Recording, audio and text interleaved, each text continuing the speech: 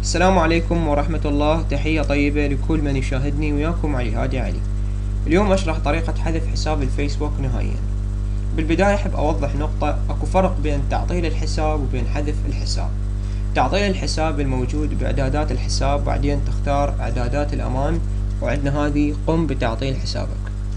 هذه الخطوة ما راح إنه تحذف حسابك، هذه راح مجرد انه تعطله مؤقتا، يعني اذا مرة ثانية تسجل دخولك راح يرجع الحساب.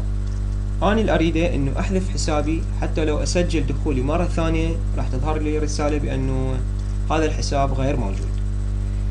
فاولا افتح الرابط التالي، هذا الرابط.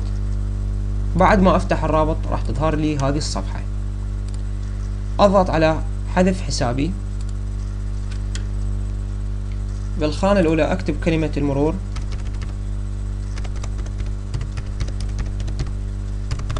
الخانة الثانية أكتب هذا الكود،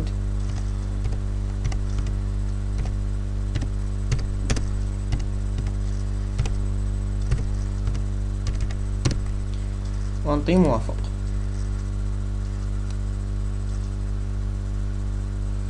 ظهرت لي هذه الرسالة: خلال 14 يوم راح ينمسح الحساب وما يرجع مرة ثانية، فأنطي موافق.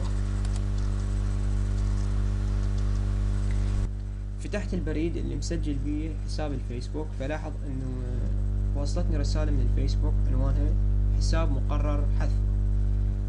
فانتظر مدة 14 يوم ما اسجل الدخول، واذا سجلت الدخول خلال مدة 14 يوم راح يلغي طلب حذف الحساب.